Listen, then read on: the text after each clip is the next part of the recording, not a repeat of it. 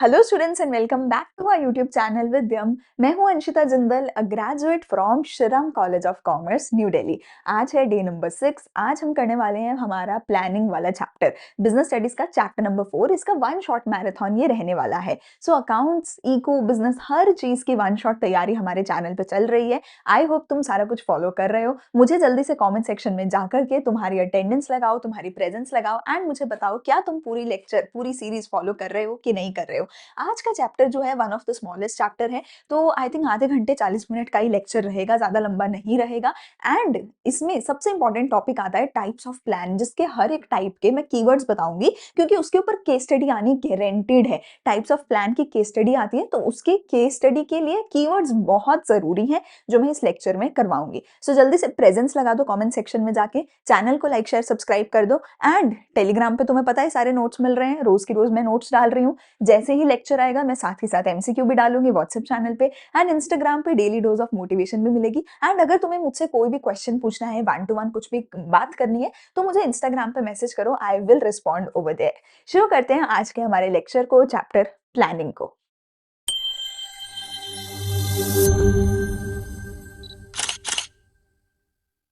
तो शुरू करते हैं हमारा चैप्टर प्लानिंग। अब देखो, जो प्लानिंग है ये हमारी पूरी ही मैनेजमेंट वाली जो बुक है, मैनेजमेंट जो है टॉपिक, उसका सबसे पहला फंक्शन होता है प्लानिंग। ठीक है, कहते हैं कि अगर जिंदगी में, बिजनेस में, किसी भी चीज में तुम्हें कोई भी काम करना है तो सबसे पहले तुम उस काम के लिए प्लान करते हो, प्लानिंग करते हो। एंड ऑब्वियस बात है, तुमने भी हमेशा ही किया होगा अपनी लाइफ में, चाहे तुम कहीं घूमने जा रहे हो, चाहे तुम पढ़ाई लिखाई कर रहे हो, कुछ भी कर रहे हो, सबसे पहले तुम उसके बारे में प्लान करते हो कि ये कैसे करें, कैसे इसके बारे में हम स्टेप्स उठाएं, क्या किया जाए। ठीक है ना। सो प्लानिंग में हमारे पास क्या आता है, प्लानिंग में हम क्या करते हैं, what to do, when to do, how to do, who will do. मतलब कि हम पहले ही एडवांस में डिसाइड करते हैं कि हमें क्या करना है, कैसे करना है, कब करना है, कौन करेगा। ये सारे डब्ल्यूज एंड एच, ठीक है, 3 W's एंड एक एच है ना, what, when, who and how, इन सब का एडवांस में आंसर ढूंढना, पहले ही एडवांस में डिसाइड करना कि ये सारे काम कब, कैसे, क्यों किए जाएंगे। ठीक है ना। डिसाइडिंग इन एडवांस कि क्या काम करना है।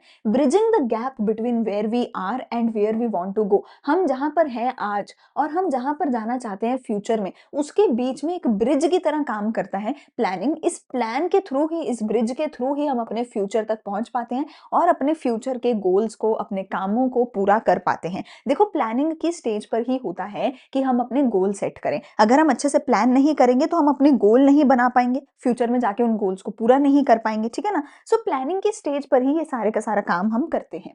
ठीक है। It involves making a choice from alternative course of action. So जब भी हम प्लान कर रहे हैं, देखो, जब भी हम कोई भी सिंगल काम कर रहे हैं, जब भी हमें कुछ करना होता है, तो हमारे पास बहुत सारे अलग अलग रास्ते होते हैं, बहुत सारे अलग-अलग रास्ते होते हैं और हमें समझ नहीं आता इसमें से किस रास्ते पे जाऊँ।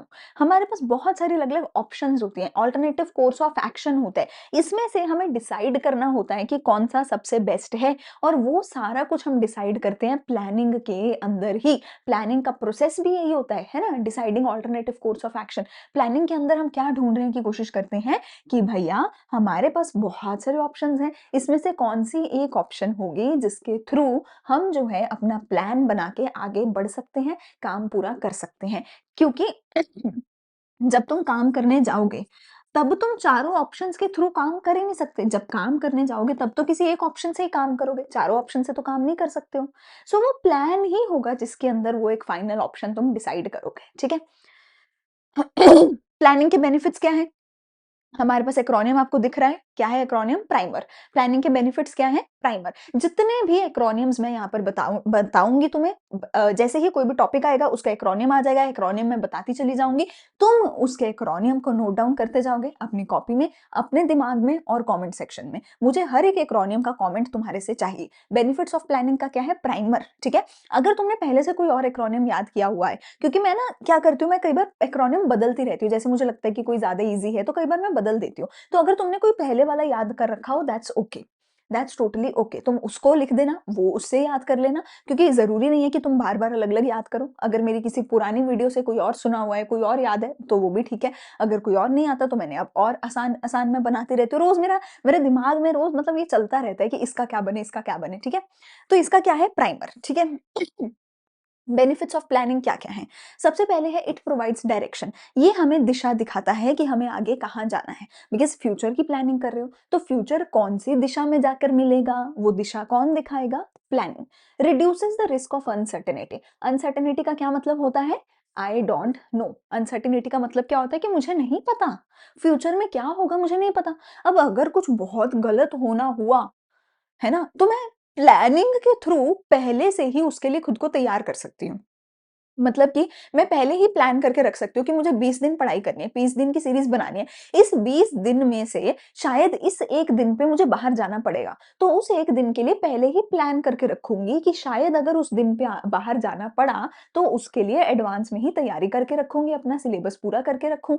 तो फ्यूचर में होने वाला कोई भी अनसर्टेन कंडीशन के लिए खुद को पहले से तैयार रखूँगी, उसके रिस्क को रिड्यूस करूँगी। ठीक है? फिर आते हैं इनोवेटिव आइडियाज़। नए-नए तरीके आते हैं, नए-नए आइडियाज़ आते हैं जब हम प्लान करते हैं कि हाँ, ये काम ऐसे भी हो सकता है, ऐसे भी हो सकता है, ऐसा करके देखें तो, वैसा करके देखें तो, ठीक है? Maintaining standards for controlling. देखो कंट्रोलिंग में तुम क्या करते हो? कंट्रोलिंग में तुम चेक करते हो कि जो तुम्हारा गोल है, क्या वो पूरा हुआ या क्या वो पूरा नहीं हुआ? अगर तुम्हारा गोल था 90% का, कंट्रोलिंग की स्टेज पे जाके देखोगे क्या तुम्हारे 90% आए, क्या तुम्हारे 80% आए, क्या तुम्हारे 50% आए। लेकिन उसके लिए पहले ये गोल तो पता होना चाहिए। मान लो अगर मेरा कोई गोल ही नहीं था, फिर तो 90 आए तो भी अच्छे, 80 आए तो भी अच्छे, 50 आए तो भी अच्छे, अगर गोल ही नहीं था। अगर गोल होगा तो पता होगा कि हाँ, गोल 90 का था, आए इतने हैं तो अच्छा है या बुरा है ना? तो गोल कहाँ सेट होता है? प्लानिंग के स्टेज में। तो planning prepares standards for controlling. Decision making better हो जाती है क्योंकि मेरे पास पहले से प्लान सेट है। पहले से मैंने रिसर्च कर रखी है, पहले से फ्यूचर के बारे में सब सोच रखा है। तो फ्यूचर में जाके कोई भी डिसीजन लेना बहुत ईज़ी हो जाएगा इन प्लान के बेसिस पे।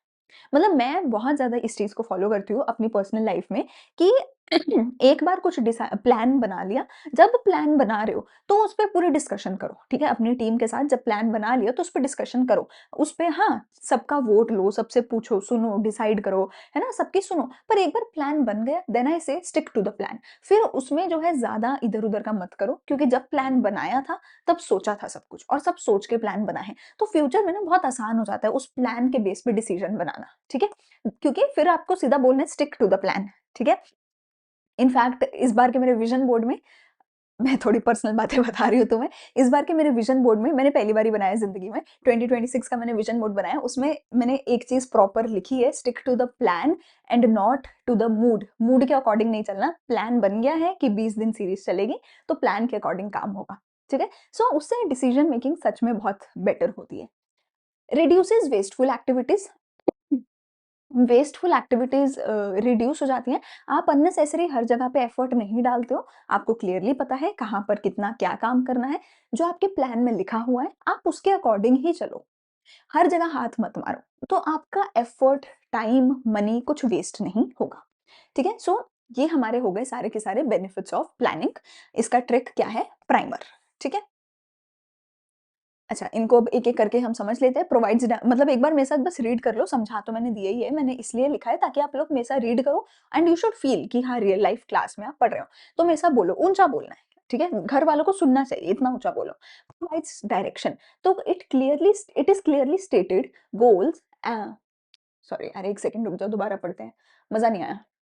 Clearly stated goal act as a guide for deciding what action should be taken. Without planning, employees would be working in different directions. ठीक है? So planning provides direction. Planning provides direction. Planning reduces the risk of uncertainties. Planning anticipates the advantages and disadvantages in the future events and suggests a suitable course of action. Planning strength, weakness, opportunity, and threat are to be analyzed to determine the most suitable action. आप जैसा मैंने बोला कि जब plan बना रहे हो तब सारा कुछ देखो, स्ट्रेंथ देखो, वीकनेस देखो, अपॉर्चुनिटी देखो, थ्रेट देखो, सब कुछ एनालाइज करो और फिर प्लान बनाओ, जिससे कि आपका रिस्क ऑफ अनसर्टेनिटी रिड्यूस होता है। Planning provides innovative ideas. So since planning is the first function of management, manager use new ways and means to achieve the goals. Manager uses foresight, local thinking and creativity to achieve the goals. Planning maintains standard for controlling, ऊंचा बोलना है, ठीक है? Planning provides standards against which actual performance is measured, actual performance is measured. When the problems are detected at early stage, it can be removed before it creates more problem. तुम पहले ही problem को find out कर लोगे, ठीक है ना, और फिर उसको पहले ही remove कर सकते हो.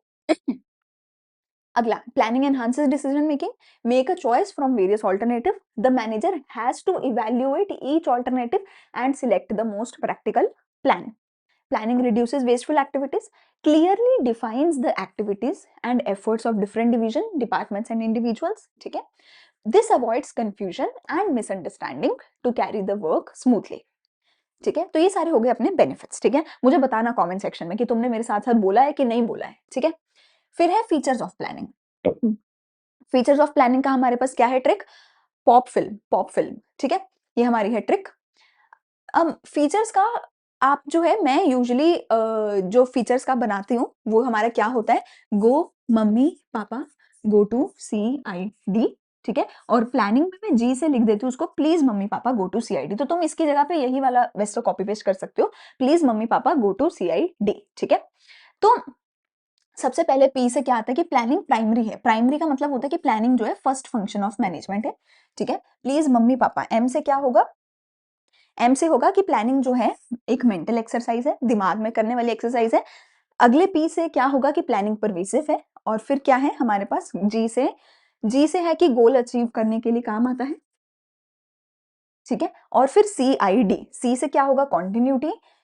आई से आप लिख सकते हो फ्यूचरिस्टिक को ही आप आई से लिख सकते हो कि प्लानिंग इन एडवांस होती है. और डी से क्या हो गई कि प्लानिंग हमारी डिसीजन मेकिंग में हेल्प करती है, ठीक है. एक एक करके इनको समझ लेते हैं.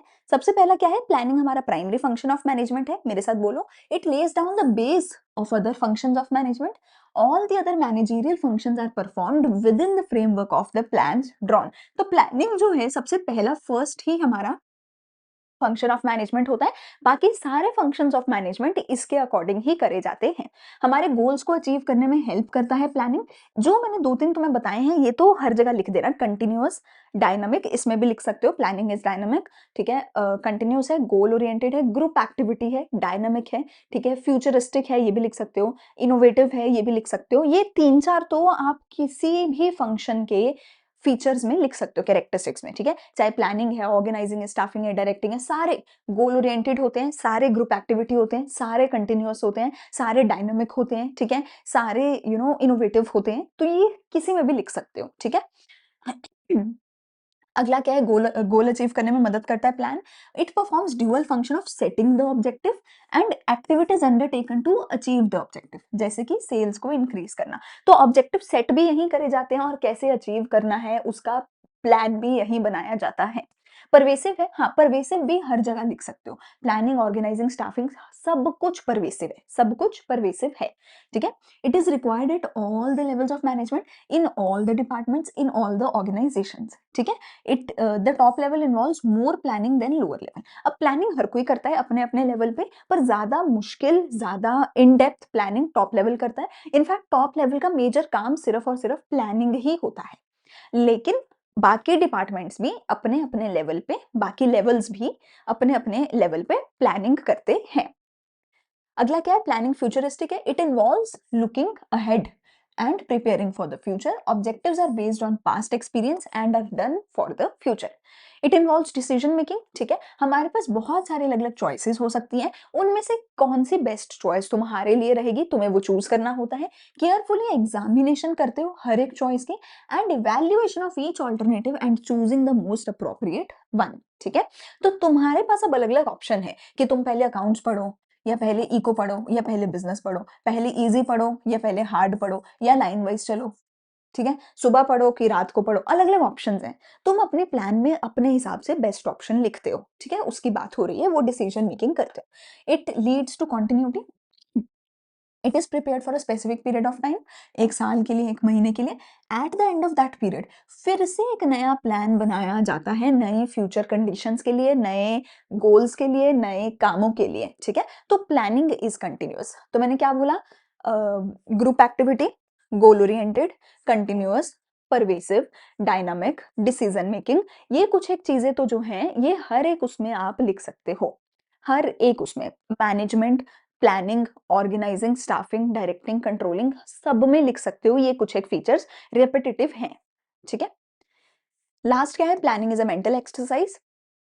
प्लानिंग जो है एक मेंटल एक्सरसाइज है। It requires application of the mind involving the foresight, intelligent imagination and sound judgement. It requires logical and systematic thinking rather than the guess work और विशफुल थिंकिंग। तो एक मेंटल एक्सरसाइज है, आपको बहुत दिमाग इसमें लगाना पड़ता है। आप फिजिकल कोई काम नहीं कर रहे, अपने एसी वाले चैम्बर में बैठ के, ऑफिस में बैठ के दिमाग लगा रहे हो, ठीक है। ओके, तो मैनेजमेंट के हमारे क्या फंक्शन है, प्लानिंग, ऑर्गेनाइजिंग, जिसमें से प्लानिंग हम पढ़ रहे हैं, ठीक है। अब प्लानिंग की लिमिटेशंस क्या है, प्लानिंग की लिमिटेशंस क्या है, टिमिड। ट्रिक क्या है हमारी, टिमिड, ठीक है। प्लानिंग क्या है, टाइम कंज्यूमिंग है, इनफ्लेक्सिबल है, डायनामिक एनवायरनमेंट में काम नहीं करता, कॉस्ट बहुत है और फिर भी सक्सेस की गारंटी नहीं है। सबसे पहला क्या है, planning is a time consuming process. क्या कहते हैं, it is a very continuous process. पढ़ो मेरे साथ, it requires collection of information, it's analysis and interpretation. So बहुत टाइम लगता है प्लानिंग करने में। इसीलिए जब हमारी ये 20 डेज की सीरीज स्टार्ट हुई थी तो मैंने तुम्हें बोला था ना कि भैया प्लान करो ही मत, बस 20 दिन करते जाओ हमारे साथ, क्योंकि प्लानिंग में ना टाइम बहुत लगता है, प्लानिंग में ना बहुत टाइम लगता है, ठीक है।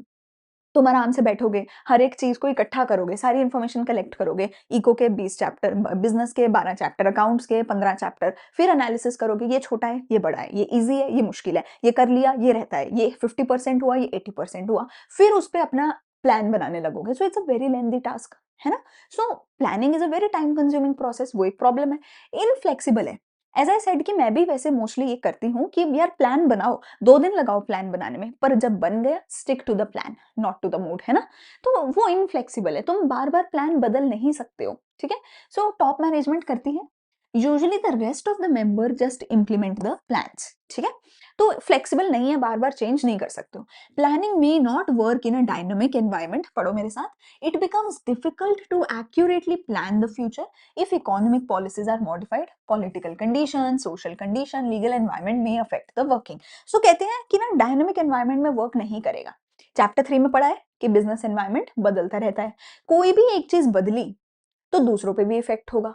तो आप बार बार बदल नहीं सकते प्लान को, और इसी वजह से जब एनवायरनमेंट बदलेगा वहां तुम्हारे प्लान काम नहीं करेंगे, ठीक है। अब मेरा भी प्लान है कि मैं 20 दिन ऐसे ऐसे पढ़ाऊंगी, पर बीच में कुछ भी हो सकता है, बीच में कुछ भी हो सकता है। तो अगर बीच में कोई भी गड़बड़ हुई, एनवायरनमेंट बदला, तो प्लान आपका उथल पुथल हो सकता है। Plan involves huge cost. Services of experts are required, which increases the cost. Detailed plan requires scientific calculations to learn the facts and figures. तो प्लानिंग में ना भैया आपको एक्सपर्ट की सर्विस चाहिए। आप तो आपको इसके लिए सीईओ की जरूरत होती है, सीएफओ की जरूरत होती है, ठीक है, सीएमओ की जरूरत होती है, मतलब फाइनेंस के लिए भी चाहिए, मार्केटिंग के लिए चाहिए, एग्जीक्यूशन के लिए, हर चीज के लिए आपको अलग अलग चीफ लेवल के लोग चाहिए, टॉप लेवल के लोग चाहिए, जो एमबीए पास आउट होने चाहिए, जिनकी करोड़ों में सैलरी होती है। आपको रिसोर्सेज इकट्ठे करने हैं, उसमें भी पैसा लगेगा, एनालिसिस करना है, उसमें भी पैसा लगेगा। तो प्लानिंग भैया बहुत महंगी पड़ती है। It does not guarantee success, ये सब करने के बाद भी गारंटी नहीं है कि सक्सेस होगा। तुम प्लान बना रहे हो कि मैं 20 दिन पढ़ूंगा, ऐसे पढ़ूंगा, इतना पढ़ूंगा, क्या उससे गारंटी हो जाएगी कि 99 आएंगे ही आएंगे? नहीं, जरूरी नहीं है। तुम्हारी किस्मत पे डिपेंड करेगा, वो दिन तुम्हारे लिए कैसा है उस पर डिपेंड करेगा, तुम्हारी तैयारी तुमने कहाँ से करी, कैसे करी, किस पे कितनी करी, उस सब पे डिपेंड करता है। प्लान कितने अच्छे से फॉलो किया उस पे भी डिपेंड करेगा। तो दुनिया में कुछ भी हो सकता है, तुम अपनी तरफ से अपनी बेस्ट एफर्ट दे सकते हो। इसीलिए मैं हमेशा कहती हूँ अपना 100% दो, रिजल्ट कैसा भी हो। दुख इस बात का कभी नहीं होना चाहिए कि मैंने अपना 100% नहीं दिया। खुशी होनी चाहिए कि मैंने अपनी तरफ से किया। अब वो कुछ नहीं हुआ तो मेरी किस्मत, पर मैंने अपनी तरफ से किया। सो प्लानिंग भी वही है कि तुम अपनी तरफ से करो, बट फिर भी it does not guarantee success, ठीक है। So plans are based on forecast which are simple estimates about the future. If the forecast are not correct, plans based on the same may go wrong. अगर आपने plan अच्छे से बनाया ही नहीं है ना, फोरकास्टिंग अच्छे से नहीं करी है, तो प्लान भी गलत हो सकते हैं, ठीक है ना। अगला आता है प्लानिंग का प्रोसेस। बस एक छोटा सा, ये अभी हमारा चैप्टर रह गया, प्लानिंग प्रोसेस है, लिमिटेशन है एंड टाइप्स ऑफ प्लान हमारे हैं। तो प्लानिंग प्रोसेस तो हमारा सिंपलेस्ट ऑफ ऑल है। पहले अपने गोल सेट करो, फिर तुम प्रेमिस बनाओ, फिर ऑल्टरनेटिव कोर्स को इवैल्यूएट, आइडेंटिफाई करो, इवैल्यूएट करो, सिलेक्ट करो और इंप्लीमेंट करो, दैट्स इट। और फिर फॉलो अप एक्शन लो। बहुत सिंपल है। सबसे पहले तो तुम्हें अपने गोल सेट करने हैं। सबसे पहले तो तुम्हें अपने गोल, अपने ऑब्जेक्टिव को सेट करना है, ठीक है। पढ़ो मेरे साथ। End goals for which the organization works should be well defined, specific and quantitative. जो तुम्हारे गोल है ना, वो बिल्कुल अच्छे से डिफाइन होने चाहिए, बहुत अच्छे से डिफाइन होने चाहिए कि मेरा गोल है, मुझे 95% लाने हैं। वो बहुत ही स्पेसिफिक होने चाहिए, 95 स्पेसिफिक है और 95 क्वांटिटेटिव है। मैंने ऐसा नहीं बोला कि मुझे अच्छे नंबर लाने हैं, अच्छे नंबर लाने हैं। किसी के लिए तो अच्छे होंगे कि भाई पास हो गया, 33 बहुत अच्छे नंबर है, पास हो गया। किसी के लिए अच्छे होंगे 99, कोई बोलेगा 99 में तो हम 3 लौंडे पास हो जाएँगे। सो अच्छे नंबर सबके लिए अलग हो सकते हैं। तुम्हारे अच्छे कितने हैं तुम उसको डिफाइन करो, नंबर की फॉर्म में बताओ कि तुम्हारे अच्छे कितने हैं, ठीक है?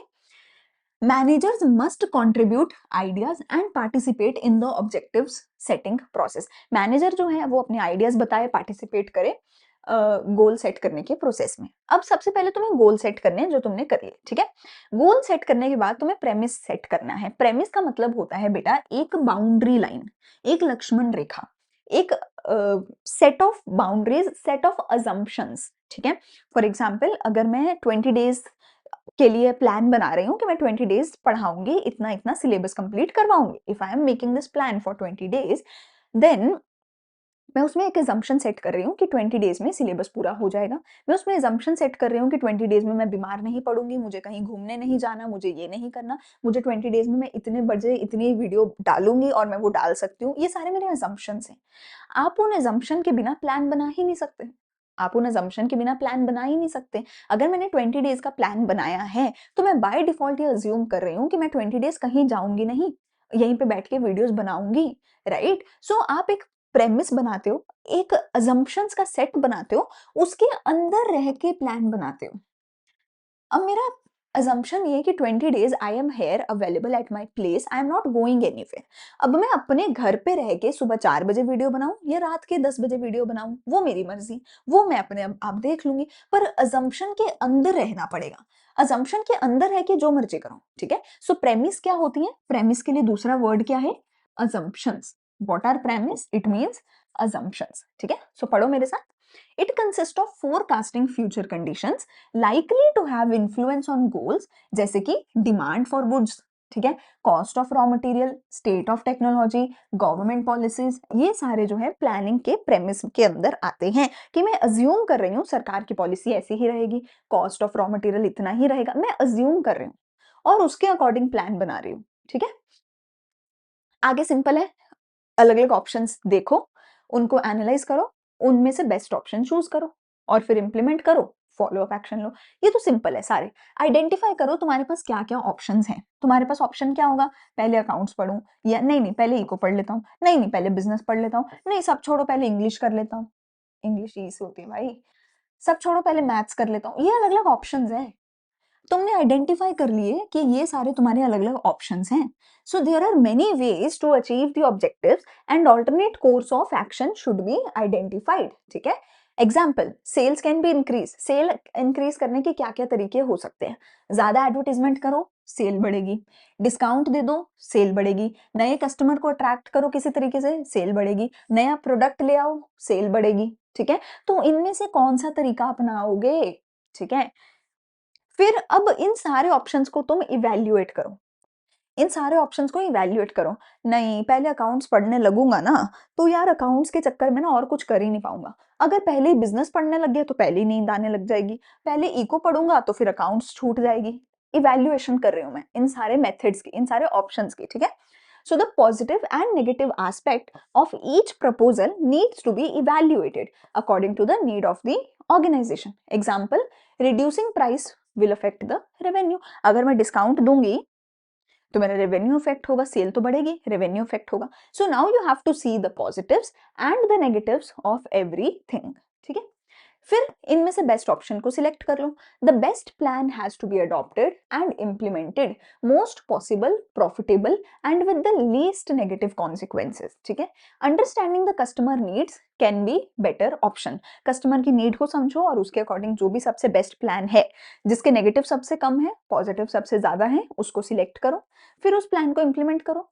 It is concerned with putting the plan into action, putting the plan into action. For example, to increase the sales, more advertisement and sales promotion is considered, ठीक है? अगर सेल बढ़ानी है, एड ज्यादा करो, सेल्स प्रमोशन करो, ठीक है? अगला लास्ट ऑप्शन क्या है, फॉलो अप एक्शन। लास्ट क्या करना है कि चेक करो, check the plans are being implemented and activities are performed according to the schedule. Once a plan is implemented it requires continuous monitoring. तो प्लान बना लिया, सबसे पहले क्या किया, गोल सेट किया, प्रेमिस सेट किया, गोल सेट किया, प्रेमिस सेट किया, उसके बाद आइडेंटिफाई, इवेल्युएट, इम्प्लीमेंट। आइडेंटिफाई किया ऑल्टरनेट ऑप्शन को, इवैल्यूएट किया ऑल्टरनेट ऑप्शन को, सिलेक्ट किया बेस्ट ऑल्टरनेटिव को, इवैल्यूएट किया कि इवैल्यूएट तो हो गया, इम्प्लीमेंट किया प्लान को, और फिर फॉलो अप एक्शन लिया, ठीक है, और फिर फॉलो अप एक्शन लिया, ठीक है। चलो अगला हमारे पास क्या क्या टाइप्स ऑफ प्लान्स हैं, ठीक है। सबसे पहले सिंगल यूज प्लान, फिर है स्टैंडिंग प्लान। सिर्फ दो ही टाइप्स ऑफ मेजरली प्लान है मेरे पास, single use and standing plan. मैंने जब इंपॉर्टेंट क्वेश्चन कराती हूँ मैं तब भी ये बताती हूँ कि इनके कीवर्ड्स क्या हैं, क्योंकि इसमें से ना सीधा नहीं बोलेगा ऑब्जेक्टिव क्या होता है बताओ, बजट क्या होता है बताओ, नहीं, छोटे बच्चे नहीं हो, ये क्वेश्चन आएगा ही आएगा। और किस में आएगा, केस स्टडी में आएगा। केस स्टडी में दे देगा और बोलेगा बताओ, या फिर एमसीक्यू में छोटी सी केस स्टडी हो सकती है, फिलअप्स हो सकते हैं, और बोलेगा बताओ कौन सा प्लान है, और तुम्हें पता ही नहीं होगा कौन सा प्लान है। तो इसका सिर्फ और सिर्फ सबसे बेस्ट तरीका क्या है, कीवर्ड्स। कीवर्ड के बेसिस पे याद कर लो, वो सेम कीवर्ड तुम्हारे पेपर में आएंगे, ठीक है। तो दो सिंगल यूज प्लान होते हैं, प्रोग्राम और बजट, और बाकी सारे स्टैंडिंग प्लान होते हैं। सिंगल यूज प्लान होते हैं जो सिर्फ एक ही बार यूज होगा, जो ऐसी एक्टिविटीज के लिए होते हैं, ऐसी चीजों के लिए होते हैं जो बार बार रिपीट नहीं होंगी। स्टैंडिंग प्लान होते हैं जो बार बार यूज होते हैं, जो ऐसी चीजों के लिए बनाए जाते हैं जो काम रोज रोज रिपीट करे जाते हैं, उनके लिए स्टैंडिंग प्लान बनते हैं, ठीक है। तो सबसे पहले स्टैंडिंग प्लान समझते हैं। सबसे पहला स्टैंडिंग प्लान है मेरा ऑब्जेक्टिव। ऑब्जेक्टिव तो वैसे सिंपल ही है, तुम्हें समझ आ जाएगा। ऑब्जेक्टिव होते हैं हमारे गोल्स, ठीक है। ऑब्जेक्टिव्स जो हैं इसमें आपको यूजुअली कुछ ना कुछ नंबर्स दे दिए जाते हैं, या फिर बहुत क्लियरली बोला जाता है कि हम ऐसा करना चाहते हैं, हम ऐसा करना चाहते हैं, तो वो आपका गोल होता है, ठीक है। It is the ends which the management tries to achieve. ये वो एंड्स हैं जो मैनेजमेंट ट्राई करना चाहती है, अचीव करना चाहती है। ये टॉप मैनेजमेंट बनाती है। It serves as a guide for overall business planning. It should be measurable in quantitative terms and written in the statement form. ठीक है, जैसे मैंने बोला ये नंबर की फॉर्म में होते हैं, इंक्रीजिंग द सेल बाय 10%। जरूरी नहीं है हर बार नंबर की फॉर्म में हो, बट हाँ मोस्टली नंबर की फॉर्म में ये केस स्टडी में आते हैं कि हम सेल 10% इंक्रीज करना चाहते हैं, ठीक है। अब ये जो गोल है, जो ऑब्जेक्टिव है, ये मेजरेबल होने चाहिए। मतलब मैं मेजर कर सकती हूँ ना 10% को। अच्छे मार्क्स मेजर नहीं हो सकते, 90% मेजर हो सकते हैं, ठीक है। ये अचीवेबल होने चाहिए।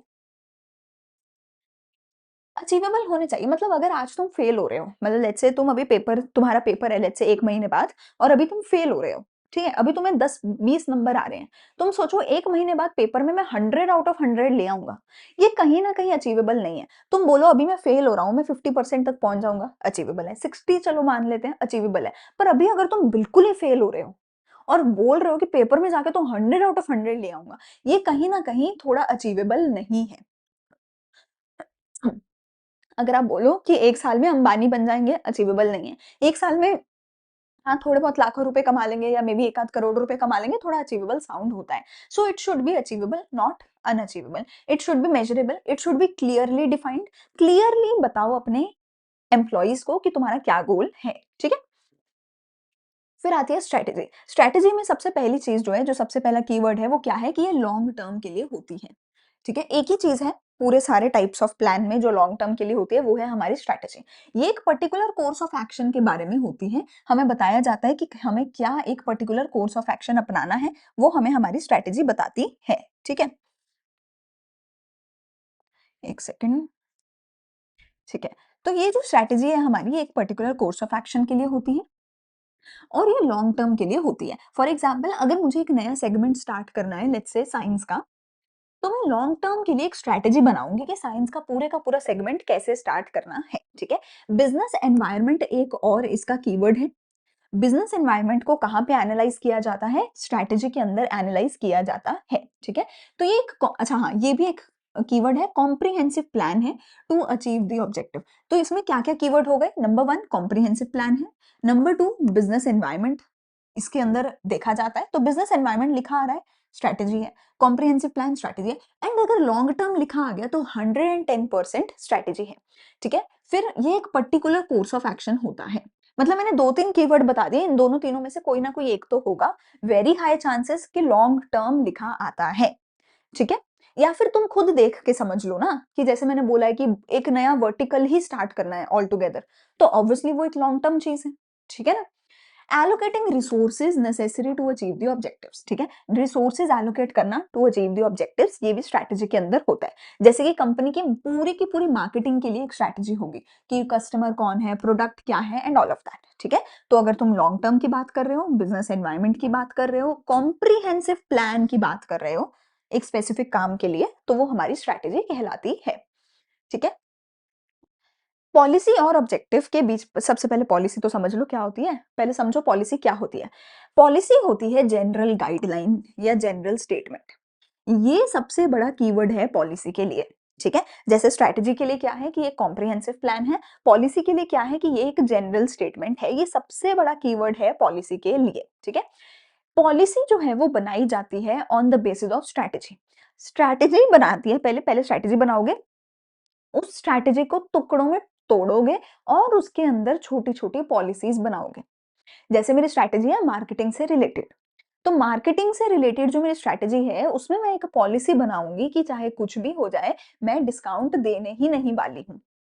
मार्केटिंग से रिलेटेड मेरी पॉलिसी हो सकती है जिसके स्ट्रैटेजी है, मार्केटिंग स्ट्रैटेजी है, उसके अंदर मैं एक पॉलिसी बनाऊँगी कि चाहे कुछ भी हो जाए, मेरा जो सेल है जो भी मेरी एडवर्टाइज़मेंट करी जा रही है, वो एथिकल तरीके से ही करी जाएगी, वो गलत चीज़ों को नहीं दिखाएँगे अपनी मार्केटिंग की, अपनी एड में, वो एक पॉलिसी है। तो मार्केटिंग की पूरी स्ट्रैटेजी को तोड़ा जाएगा, उसके बेस पर छोटी-छोटी पॉलिसीज़ बनाई जाएँगी। ठीक है? It is a gen and इसका कीवर्ड क्या है कि ये जनरल स्टेटमेंट है। स्ट्रैटेजी क्या थी कॉम्प्रिहेंसिव, ये क्या है general statement that guide the thinking energies towards a particular direction. It is a guide to managerial decision in implementing the strategy. Strategy को इम्प्लीमेंट करने के लिए पॉलिसी बनी। These are policies for all levels, all departments in the organization. It defines the broad parameters within which manager has to work. Function मतलब work. जैसे कि हम उधार नहीं देंगे, ठीक है? अब देखो, पूरा एक बार तुम समझ लो। सबसे पहले है ऑब्जेक्टिव। ऑब्जेक्टिव तो चलो बहुत सिंपल सी बात है ना, पूरी कंपनी के तुम गोल सेट करोगे। फिर तुम पूरी कंपनी के लिए बनाओगे एक लॉन्ग टर्म स्ट्रैटेजी। उस स्ट्रैटेजी को तोड़ते हो छोटी-छोटी पॉलिसीज के अंदर। ठीक है ना? स्ट्रैटेजी के बाद क्या बनाते हो? पॉलिसी। स्ट्रैटेजी देखो क्या है? स्ट्रैटेजी को इम्प्लीमेंट करने के लिए क्या बनाते हो? पॉलिसी। अब ये जो पॉलिसी है बेटा, ये पॉलिसी टूटती है छोटे-छोटे स्टेप्स के अंदर। ये पॉलिसी तोड़ी जाती है छोटे-छोटे स्टेप्स के अंदर। वो स्टेप्स क्या होते हैं? प्रोसीजर। वो स्टेप्स क्या होते हैं? प्रोसीजर। जैसे कि मेरी स्ट्रैटेजी है रिक्रूटमेंट से रिलेटेड, ठीक है? उसके अंदर मेरी एक पॉलिसी है कि कुछ भी हो जाए, मैं 12th पास, तो मतलब जो भी कैंडिडेट है वो एटलीस्ट 12th पास तो होना ही चाहिए। ये मेरी पॉलिसी है। मेरी ह्यूमन रिसोर्स, रिक्रूटमेंट उससे रिलेटेड पॉलिसीज़ हैं कि बंदा 12th पास होना ही चाहिए, बंदे का ग्रेजुएशन होना ही चाहिए, उसको इंग्लिश बोलनी आनी चाहिए, उसको सब्जेक्ट एक्सपर्ट होना चाहिए, उसको ये आना चाहिए, ये आना चाहिए, ये आना चाहिए। अब उसके अंदर मेरा होगा एक प्रॉपर प्रोसीजर, रिक्रूटमेंट का होगा एक प्रॉपर प्रोसीजर कि पहले उसका रिज्यूमे मंगवाओ, फिर उसका टेस्ट लो, फिर उसका इंटरव्यू लो, फिर उसको सैलरी नेगोशिएशन करो। ये होगा प्रोसीजर, जिसके अंदर होंगे अलग-अलग स्टेप्स। इस प्रोसीजर के बाद आएगा मेथड। मेथड क्या होगा? किसी भी एक स्टेप का डिटेल। मतलब प्रोसीजर क्या होगा? प्रोसीजर क्या होगा? जिसके अंदर लिखा होगा सारे steps, step 1, step 2, step 3, step 4, step 5। ये होगा प्रोसीजर। अगर मैं इसका एक स्टेप उठा लूँ और फिर उस स्टेप को पूरा डिटेल में लिख दूँ, तो वो क्या होगा? मेथड। ये क्या था? प्रोसीजर। मेथड क्या होगा कि लेट्स से अगर इंटरव्यू लेना है, तो इंटरव्यू लेने का मेथड क्या होगा? पहले ये क्वेश्चन पूछोगे, फिर ये क्वेश्चन पूछोगे, फिर ये क्वेश्चन पूछोगे, फिर तुम उससे जो है डेमो करवाओगे कि क्लास हमें पढ़ा के दिखाओ, व्हाटएवर। ठीक है? तो मेथड क्या है? प्रोसीजर के एक स्टेप की डिटेल है मेथड। ठीक है? सो वापस आते हैं अपनी कहानी पे। पॉलिसी क्या थी? General statement. स्ट्रैटेजी क्या थी? Comprehensive plan. ठीक है? एक और चीज़ याद रखना, इसका आगे काम आएगा। पॉलिसी जो है, वो हमारे मैनेजर्स को क्या सिखाती है? हाउ, ये चीज़ नोट डाउन करो, हाउ टू वर्क। पॉलिसी हमारे मैनेजर्स को क्या सिखाती है कि तुम्हें काम कैसे करना है। जैसे कि मैं तुम्हें बोलूंगी कि तुम्हें नोट्स कैसे बनाने हैं। अब आप एक चीज सोच के देखो, अगर मैं आपकी क्लास टीचर हूँ, मैं आपको दो अलग बातें बोलती हूँ। एक बोलती हूँ कि तुम्हें नोट्स कैसे बनाने हैं, हेडिंग लिखनी है, डिटेल लिखनी है, अंडरलाइन करना है, सुंदर पेन से लिखना है, ये एक बात है। दूसरी बात मैं बोलती हूँ चुपचाप बैठना है, क्लास में शोर नहीं करना है। तुम्हें समझ आ रहा है इन दोनों चीजों में डिफरेंस है। एक मैं तुम्हें बोल रही हूँ नोट्स कैसे बनाने हैं, और एक है कि क्लास में शोर नहीं करना है। These are two different things. जो पहली चीज है कि नोट्स कैसे बनाने हैं, वो तुम्हारे काम से रिलेटेड है, काम कैसा करना है। और क्लास में शांत बैठना है, चुप बैठना है, वो तुम्हारे काम से रिलेटेड नहीं है, वो तुम्हारे बिहेवियर, तुम्हारे डिसिप्लिन, उससे रिलेटेड है। और वो होता है एक रूल। वो क्या होता है? रूल। ठीक है, जो तुम्हारे बिहेवियर, तुम्हारे डिसिप्लिन से रिलेटेड हो, वो होता है रूल। और जो तुम्हारे काम से रिलेटेड हो, वो होती है पॉलिसी। कि क्लास में कैसे बैठना है, रूल। टाइम पे आना है, रूल। यूनिफॉर्म में आना है, रूल। नोट्स कैसे बनाने हैं, पॉलिसी। ये चैप्टर कैसे याद करना है, पॉलिसी। कीवर्ड कैसे याद करने हैं, पॉलिसी। एक्रोनियम कैसे बनाने हैं, पॉलिसी। ठीक है ना। नोटबुक कैसे सुंदर सुंदर तैयार करनी है, पॉलिसी। ठीक है। होमवर्क ऐसे ऐसे करना है, पॉलिसी। सो जो काम करना सिखाए वो है पॉलिसी, और जो बिहेव करना सिखाए वो है रूल। ठीक है। मेरी क्लास में सबसे ज्यादा मुझे यही क्वेश्चन आते थे, मैम पॉलिसी और रूल का डिफरेंस नहीं समझ आ रहा। तो ये बेस लाइन डिफरेंस है। काम कैसे करना है ये सिखाएगा रू पॉलिसी, और बिहेव कैसे करना है, चुप बैठो, गाली नहीं देनी, लड़ाई नहीं करनी, टाइम पे आना है, यूनिफॉर्म में आना है, ये सारी होते हैं रूल्स। रूल तोड़े नहीं जा सकते। अगर मैंने तुम्हें बोला है कि नोट्स ऐसे बनाने हैं, नोट्स तुमने थोड़ा ऊपर नीचे भी कर दिया, इट्स ओके। पर अगर मैंने बोला है कि गाली नहीं देनी क्लास में, तो नहीं देनी। फिर मैं ये नहीं बोलूंगी अच्छा एक बार गाली दिया तो चलो छोड़ देते, दूसरे नहीं। पहली बार में ही धुलाई हो जाएगी। तो रूल नहीं तोड़ सकते, पॉलिसी थोड़ी बहुत ऊपर नीचे कर सकते हो। ठीक है, हो गए सारे, समझ आ गए। अब पढ़ लेते हैं जल्दी जल्दी।